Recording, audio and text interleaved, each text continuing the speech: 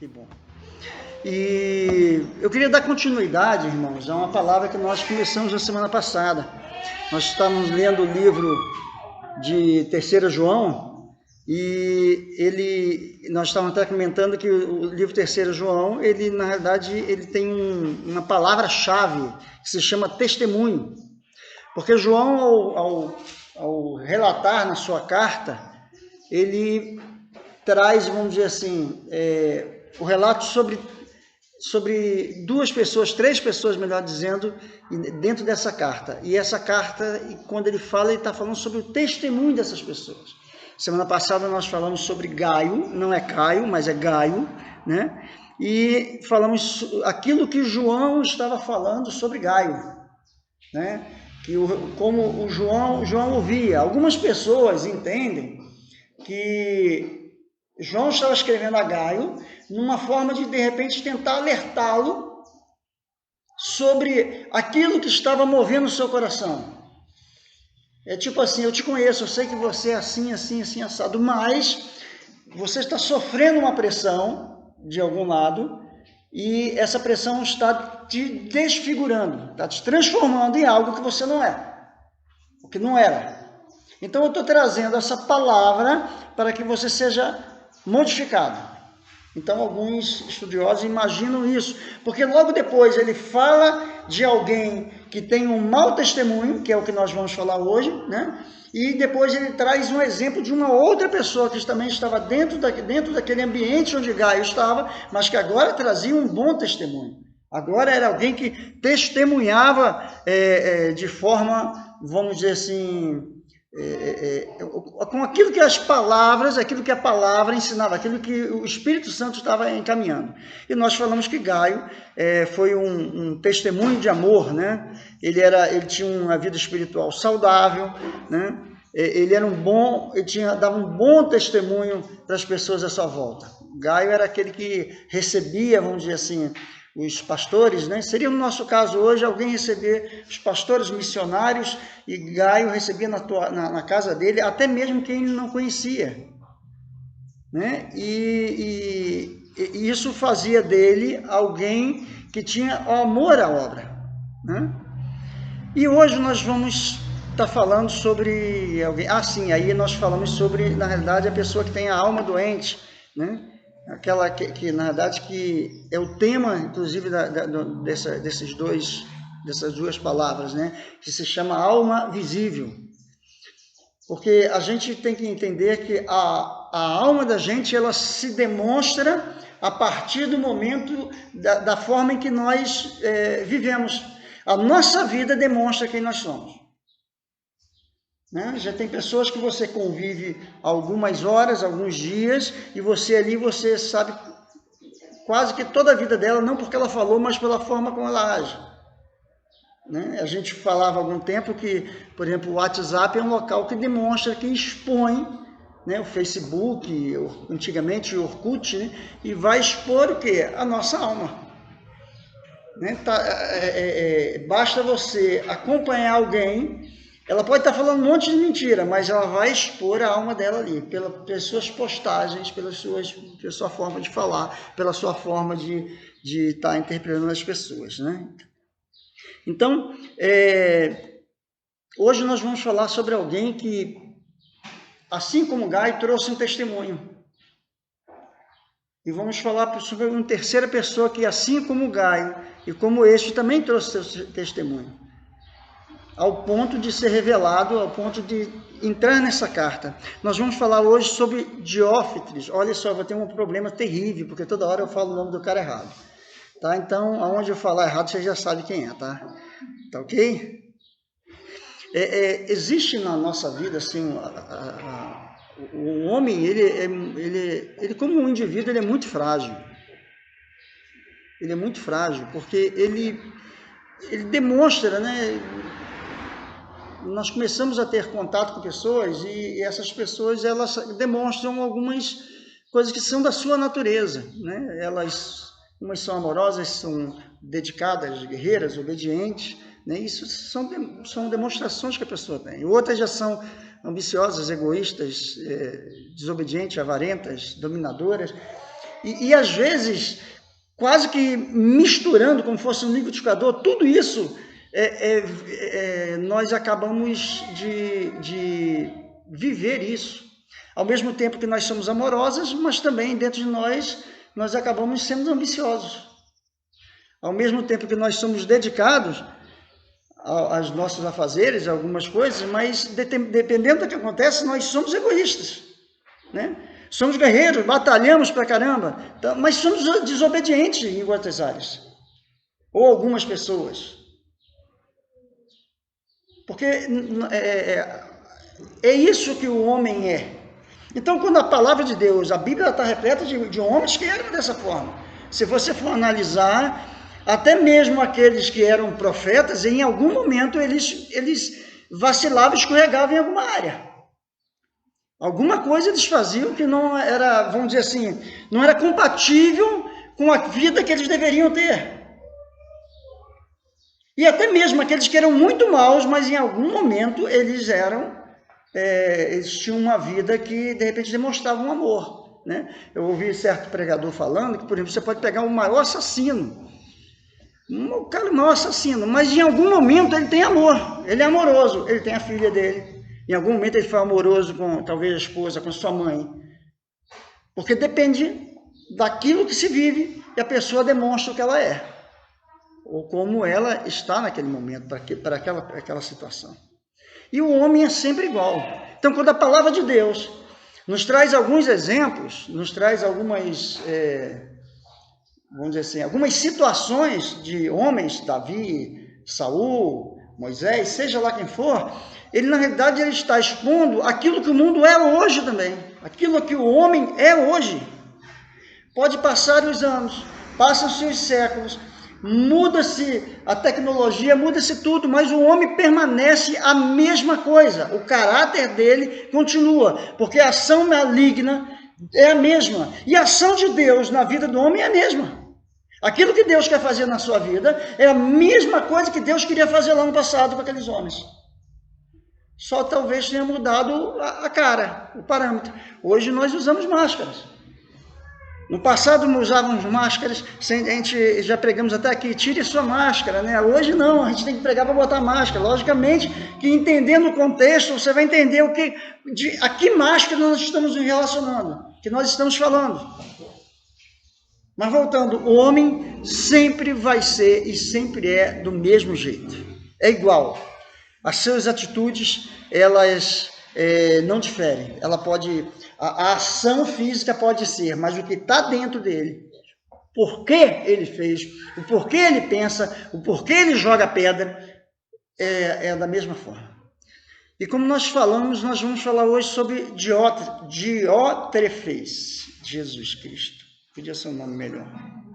Eu preferia Mefibosete, que fica até mais fácil de falar. Queria te convidar, abre a tua Bíblia lá no livro de João, 3 João, ou ligue tua Bíblia, lá no João, para você ter uma ideia, é um livro, se você fala assim, pastor, eu gostaria de ler um livro, é um livro pequeno para você ler, tem 14 versículos, então dá para ler aqui numa sentadazinha aqui, no tempo que você vai sentar, você pode ler. Livro de 3 João, capítulo 1, versículo 9 ao 10, amém? Vamos lá, diz da seguinte forma: escrevi à igreja, mas Diótrefes, que gosta muito de ser o mais importante entre eles, não nos recebe. Portanto, se eu for, chamarei a atenção dele para que o que está fazendo com as suas palavras maldosas contra nós, não satisfeito com isso, palavras maldosas contra nós, desculpa, ponto. Não satisfeito com isso, ele se recusa a receber os irmãos, impede os que desejam fazê-lo e os expulsa da igreja. Amém? Pai, eu te peço, Senhor Deus, que a tua palavra ela possa realmente encontrar lugar, Senhor Deus, dentro do nosso coração, Senhor Deus. Que ao depararmos com a tua palavra, ao sermos agora ouvintes, nós passamos, Senhor Deus, a usá-la como prática agora em nossas vidas.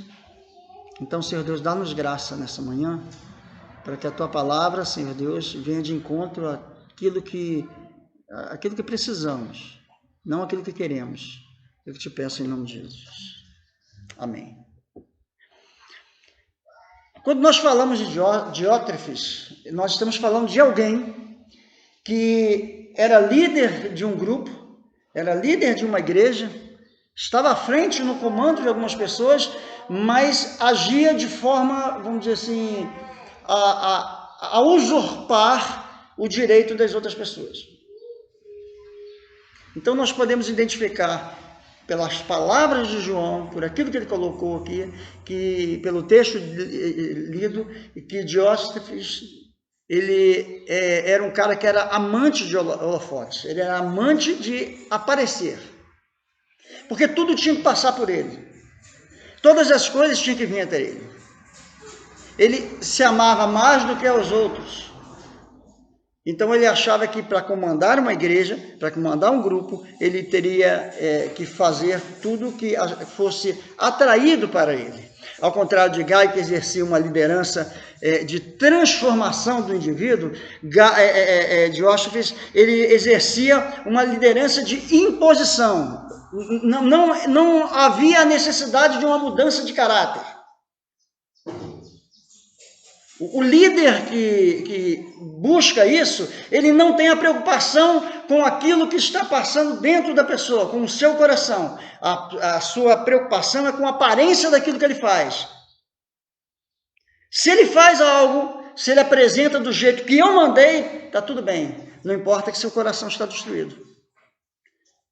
Ao contrário de Gaio, que ele tinha esse desejo de que houvesse uma transformação, uma mudança de dentro para fora, né? Então Diótrefes, ele queria ser o centro dessa atenção, né? Havia orgulho, soberba. Diótrefes também se projetava e falava mal das outras pessoas. A melhor forma de uma pessoa querer aparecer é denegrir o outro, já que eu não quero que você mude. Eu quero que, através de eu falar mal de você, eu apareça. Já que eu não consigo crescer, já que eu não consigo ser melhor, já que o meu caráter me impede, então eu denegrindo as outras pessoas, eu falando mal dessas outras pessoas, eu começo a aparecer. É aquela história de terra de cego, quem tem um olho, né, deveria secar o olho, mas ele se torna, vamos dizer, mais responsável ou mais visível, porque é o único que tem uma qualidade maior. Diótrefes era esse cara que gostava de falar mal das outras pessoas. Diótrefes também era uma pessoa que influenciava negativamente as outras pessoas, né? Olha só o que diz lá na segunda parte do versículo 10. Não satisfeito com isso, ele se recusa a receber os irmãos. Então, ele trazia uma influência ruim para a igreja. E ao mesmo tempo que ele trazia uma influência ruim para a igreja, ele também fazia com que os outros aceitassem a forma dele viver, a forma dele conduzir as pessoas. Diótrefes também exercia a sua autoridade para punir aqueles que discordavam dele. Se eu estou mandando você fazer isso, se você não está fazendo, então você vai receber uma punição. Então, é a troca do medo, é o fazer pelo medo. É o fazer porque senão eu vou ficar exposto para todo mundo, vão falar mal de mim. É o fazer porque senão eu vou ser colocado na frente da igreja e vou ser colocado para todo mundo. Várias igrejas têm a chamada sessão, onde ali é contado aqueles pecados que vêm à presença, né, que todo fica visível para todo mundo. Então ali todo mundo vai decidir se vai excluí-lo ou não. Diótrefes era esse que punia e ameaçava de excluir aquele que não fazia o que ele queria. É a troca do medo. Mas, irmãos, eu sinceramente, a igreja está abarrotada de Diótrefes. Não estou falando dessa igreja, estou falando da igreja de uma maneira geral. A igreja está abarrotada de pessoas que tentam esse evangelho, que tentam viver um evangelho de dominação. Quando Diótrefes não aceitou, não recebeu a João, lá no versículo 9 ele fala isso, que não recebeu, quando ele não recebeu, o que ele estava fazendo? Ele estava impedindo que uma autoridade, alguém que estava acima dele, o conduzisse, botasse ele na regra. Diótrefes queria pegar a palavra e interpretá-la ao seu jeito. João era um apóstolo. João era alguém que andava com o Senhor, conhecia o Senhor, sabia daquilo que o Senhor queria para a igreja. E, no entanto, alguém chega e fala assim: eu rejeito a tua palavra e vou fazer do meu jeito. O que nós estamos vendo dentro do cenário da igreja brasileira é que a igreja está cheia dessas pessoas, cheios de Diótrefes, que professam o pior da teologia que existe. E ensinam com suas práticas àqueles. Se nós estamos tendo hoje crentes desse jeito, é porque nós temos líderes que são desse jeito. Líderes que não se curvam à palavra. Hoje nós não temos mais o apóstolo, né? Nós não temos a figura não conforme a palavra, aquela figura do apóstolo que a Bíblia coloca aqui. Mas são líderes que não querem mais se dobrar à palavra e precisam que a palavra se dobre a ele. Eu vou arrumar um jeito para que essa palavra agora, ela fale aquilo que eu quero ouvir. E aí as heresias começam a aparecer. Então, existem ambições em cada pessoa e dependendo da ambição e dependendo daquilo que essa pessoa leva no seu coração, ela passa a transformar a palavra em algumas, de uma forma de que eu vou ganhar alguma coisa. Existem até algumas coisas, Toninho pode até me ajudar de repente, algumas coisas no passado que a gente ouvia dentro da igreja, quando a gente era da igreja mais tradicional, né? E algumas coisas assim até bobas. Por exemplo, quando batei palmas todos os povos. Não se pode aplaudir dentro da igreja. Então a gente era de uma igreja que não podia aplaudir. Mas por que mas a Bíblia fala sobre bater palma? Não, palmas era pegar as plantas e as palmas, né? Não sei se vocês já ouviram isso. Eram pegar palmas, as plantas e bater uma nas outras. Não era para bater palma. Quer dizer, ele distorce de uma forma para ficar tão pior, para poder justificar que não se deve bater palma dentro da igreja.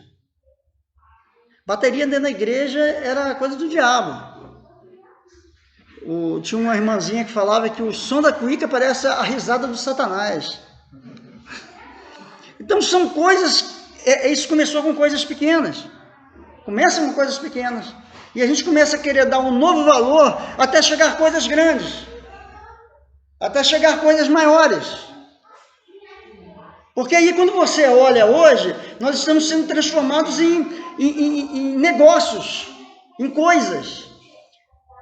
Se você sai desse tempo, desse local aqui e entra em algumas outras aí, você vai chegar lá e vai ouvir palavras que diferem totalmente daquilo que você ouve quando entra aqui. Até contradizem. Por quê? Porque quando elas estão aqui, quando você está aqui, você ouve uma palavra direcionada pela palavra de Deus, mas alguém talvez lá, com o intuito de crescer, de desenvolver, sei lá, de conquistar alguma coisa, se distorce a palavra. Essa semana eu estava ouvindo mais uma vez, né? É um pastor que eu gosto muito de ouvir, a ministração dele, e ele estava falando sobre... existe alguma coisa errada com a igreja brasileira, não é possível. Porque você vai na igreja e todo mundo quer fazer o quê? Quer parar de sofrer, isso é verdade. Quem gosta de sofrer aqui? Ninguém gosta de sofrer. Só que quando você entra no Evangelho, entra na Bíblia, quando você entra na palavra, a palavra diz, Paulo diz assim, sofre comigo. Mas peraí, alguém está errado.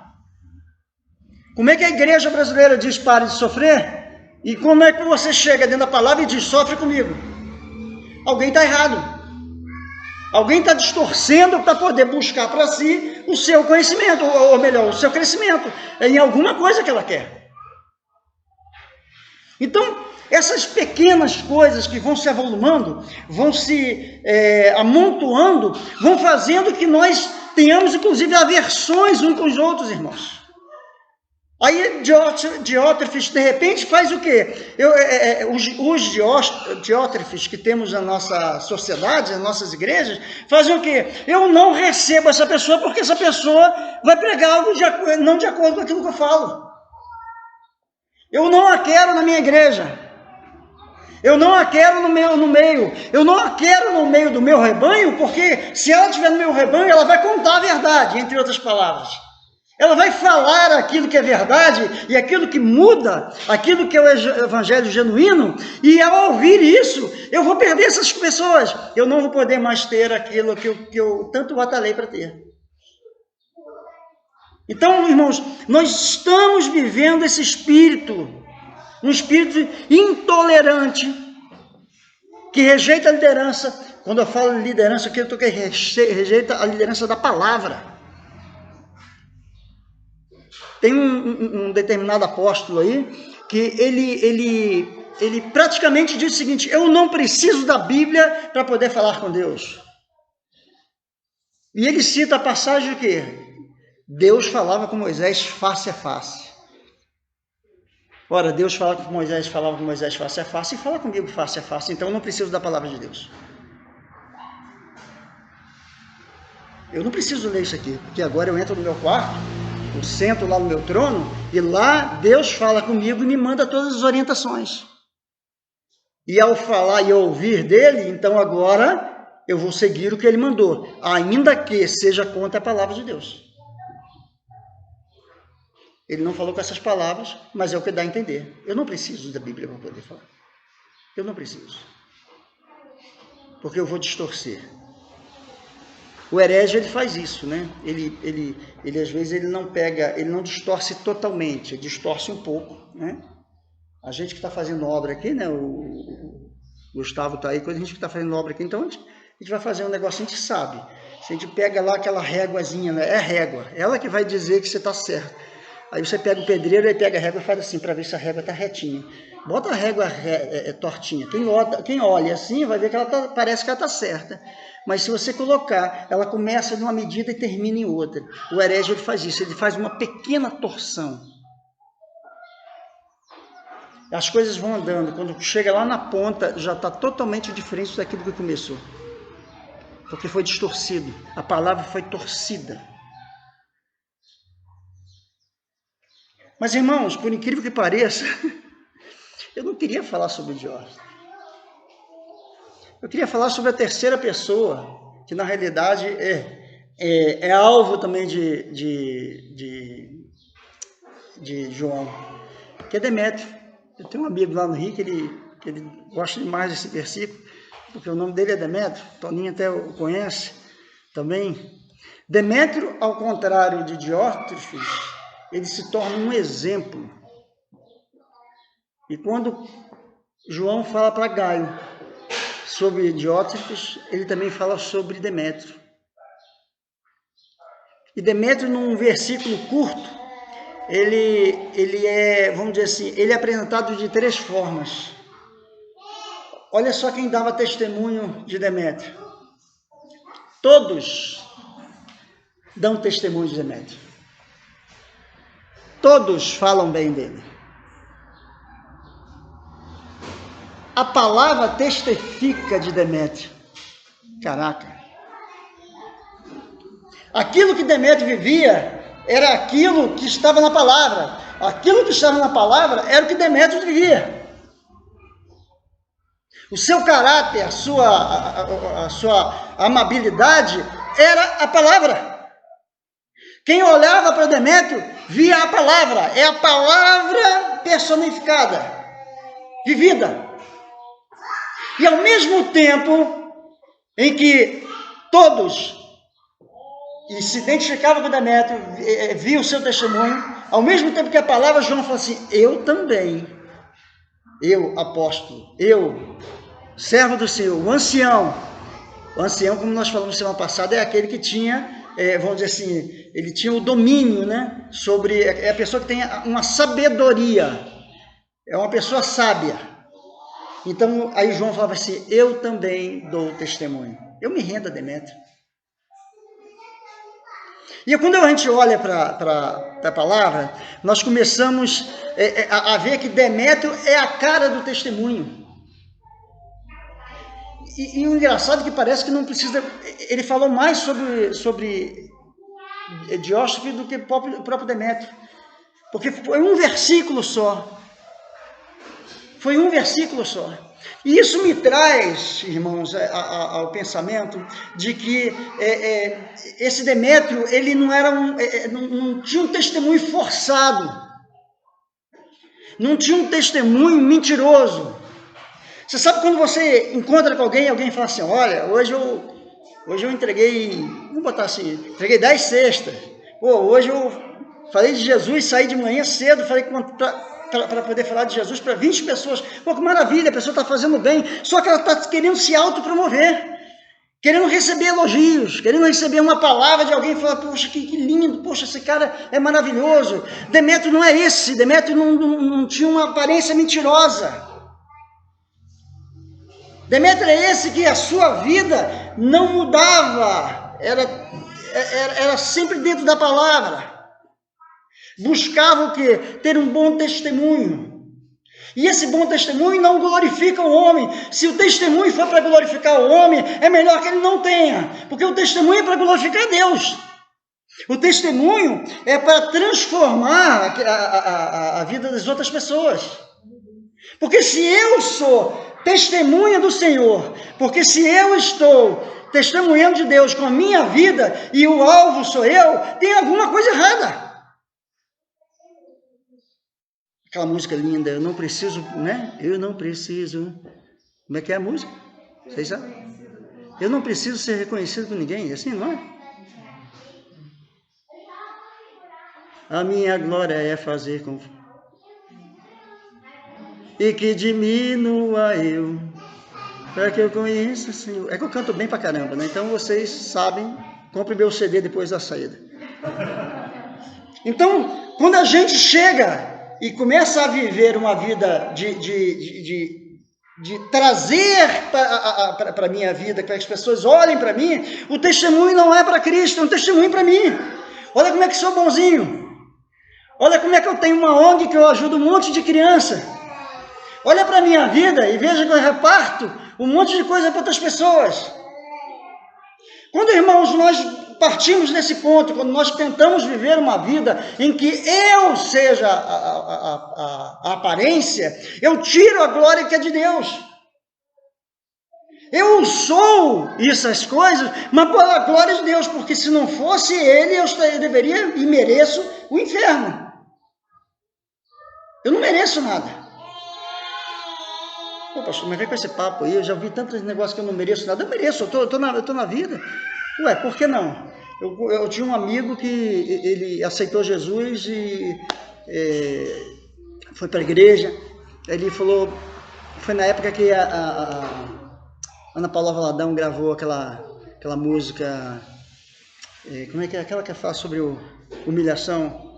Uma que fala sobre humilhação. Esqueci agora a letra, não vou cantar também para vocês ficarem bem. Não vou cantar não, pode deixar. Aí ele falou bem assim, eu só não concordo com essa música que fala que eu, Senhor, estou aqui, vem me humilhar, né? Alguma coisa assim. Aí ele falou assim, eu só não gostei disso, eu vou me humilhar. Eu não vou me humilhar para ninguém não. Eu falei, cara, você não entendeu, eu acho que você não entendeu a mensagem aqui não. Ela está falando para Deus, não, mas eu não tenho que me humilhar para ninguém não.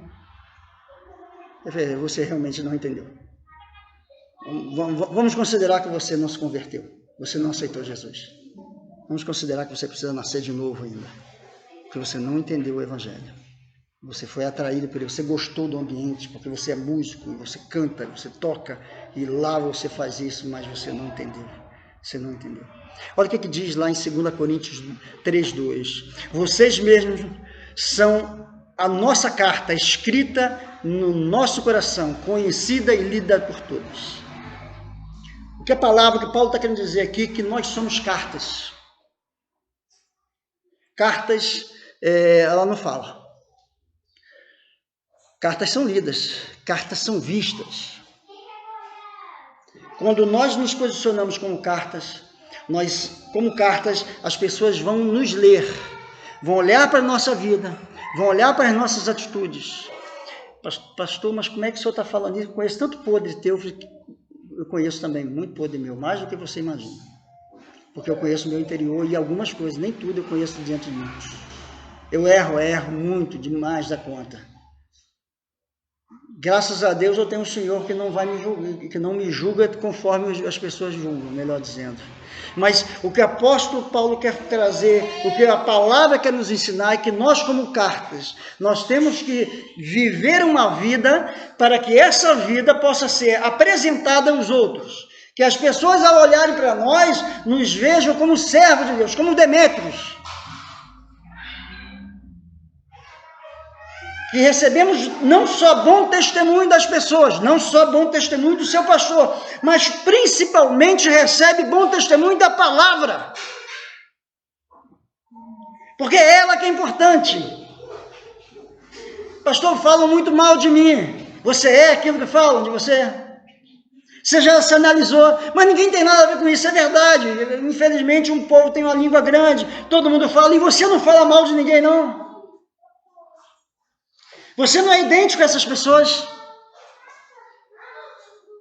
Você talvez em algum momento também não fez. Então, se essas pessoas estão torturando, ore por elas. Mude. Poxa, será que essa pessoa tem razão? Será que essa pessoa está falando a verdade? Será que eu sou tão canalha assim? Ao ponto de demonstrar para as pessoas, ficar visível. A minha carta está tão na cara. Está tão na cara, eu tento esconder, eu tento botar florezinha, eu tento botar coisas mais bonitinhas, eu tento fazer de uma forma diferente, mas será que está tão na cara que todo mundo me olha e sabe quem eu sou? Eu estou desnudo para todo mundo?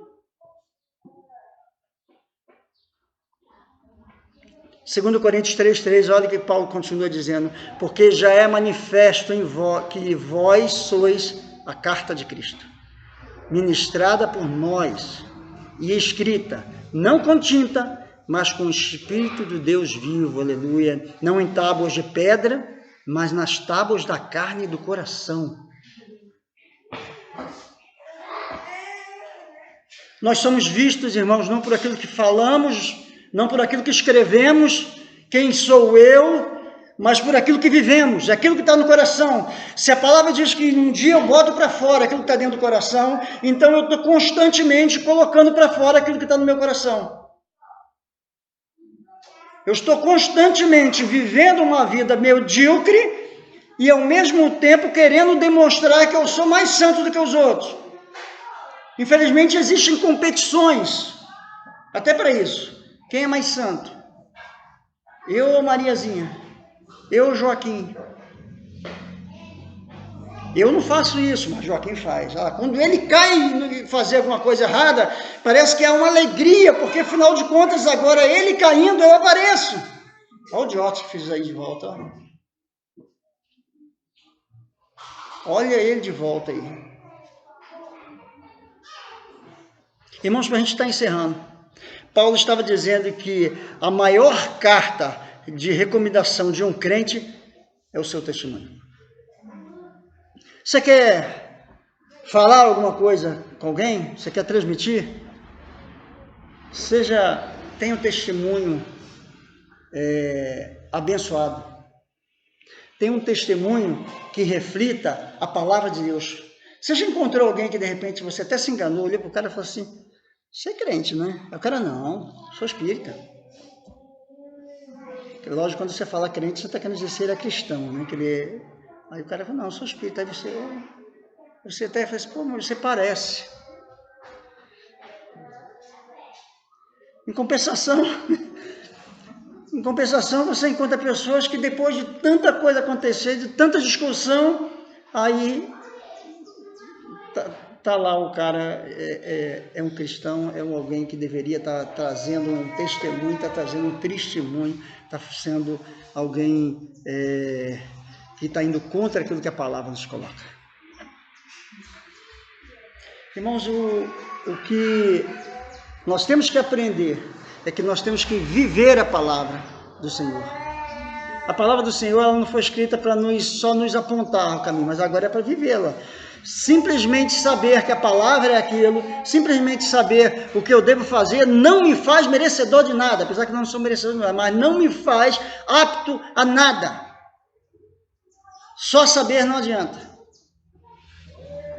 Nós temos que aprender a crer na palavra, porque talvez um dos grandes problemas seja isso. Nós ouvimos a palavra, mas essa palavra não entra porque nós não cremos nela, não cremos na eficácia dela sobre nossas vidas. Nós achamos que a palavra ela foi escrita há muito tempo atrás e hoje não faz mais efeito. Porque não faz efeito, aí a gente sempre transfere para o outro. Veja a vida de fulano que está há 30 anos dentro da igreja. Veja a vida de Beltrano que já está há 200 anos na igreja. E ele vive desse mesmo jeito. Então esse evangelho não é transformador. Esse evangelho não muda. E aí, o que você tem que fazer também é ser transformado por ele. Viver realmente a transformação do Evangelho. Viver a transformação de vida. Viver a transformação dos seus pensamentos, das suas ações. Pastor, mas é difícil demais, eu já tentei. É difícil, eu sei disso. Eu, mais do que muitas pessoas aí, eu sei que é difícil. E a gente morre e trabalha, ainda está trabalhando para que isso aconteça.